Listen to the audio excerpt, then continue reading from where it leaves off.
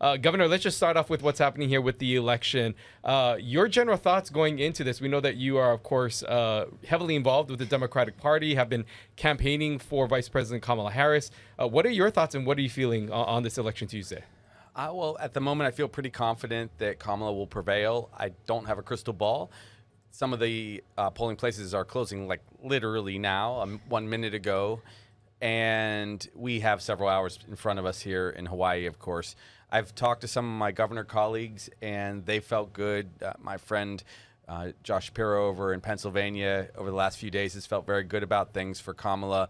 And I just think that big picture over the last 2 weeks, she closed much better than the former president. And the former president stepped in it on a few occasions. You know, he allowed some of his people to demonize Puerto Ricans and Hispanics, and some of the conflict that goes on has been a little rough. So by normal standards, Kamala would win by a significant margin, but these are not normal days. So I'm looking forward to seeing the results like everybody else. I'll give you a prediction, and we'll see if it comes true. I predict that Vice President Harris will win Pennsylvania, Michigan, Wisconsin, North Carolina, and one of either Georgia or Arizona. That's my current prediction. But hey, we'll all know in a few hours. Yeah. Very interesting to hear those thoughts. I'm curious, just take us behind the scenes into your phone. What are those group texts like? Who are you on the chat with? And tell us, like, what's it like to be a governor right now, Democratic governor, who's heavily involved in this? Well, I have a text chat going with Tim Walz, who will be our next vice president if Kamala and he prevail.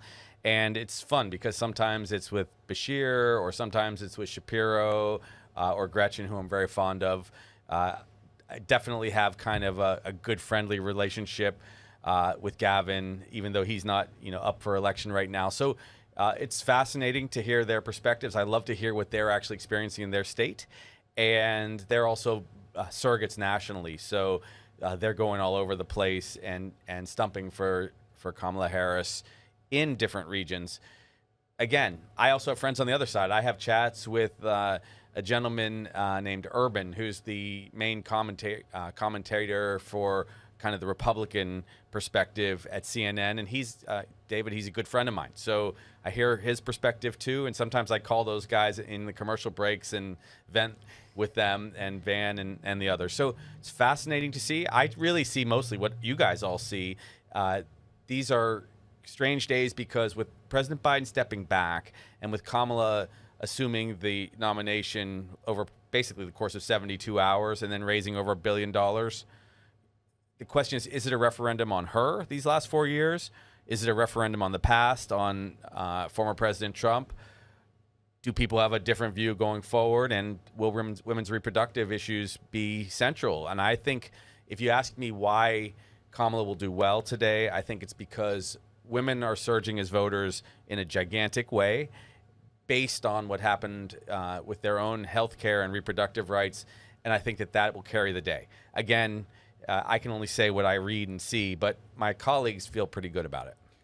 Just as a whole, when you look at what's happened just in this election cycle and leading up to it, the polarization and just the clear divide that we're seeing in our country, does the next few days worry you as a leader as to how either side will respond to the results? We saw what happened 4 years ago, but as someone who's talking to some of the other leaders, what are your thoughts or concerns about the days ahead?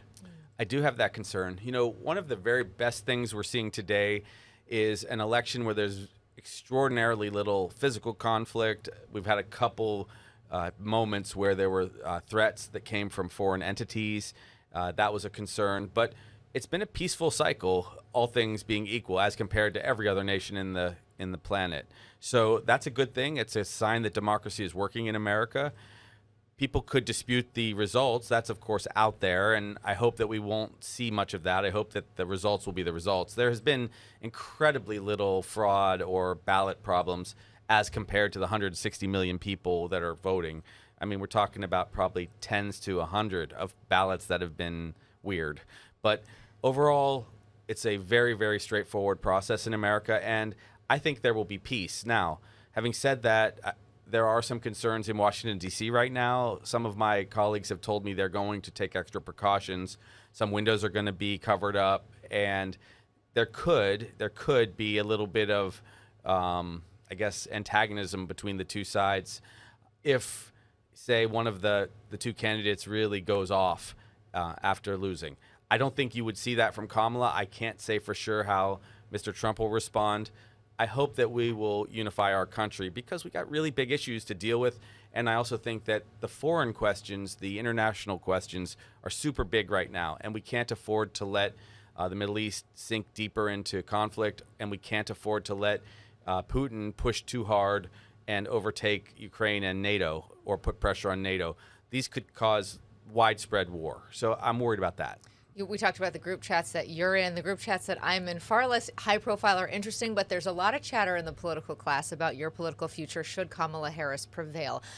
Can you answer this once and for all? Will you leave us for a higher post if you were, let's say, appointed to a cabinet position or offered that? Has to be tempting. I mean, it's flattering, but I'm not going anywhere. I'm going to run for re-election in 2026.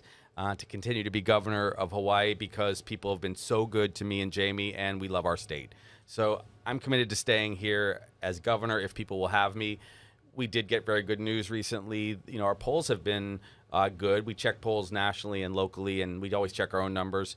So people have been very supportive, almost the same numbers as when we ran for election and had a little over 60% in 2022. So I intend to stay and run, and I don't even know if they really need me over there. There's a lot of great people. Someday, in the distant future, I want to continue to be a leader in healthcare, but I have a wonderful responsibility here through 2026 and then beyond if people will have me.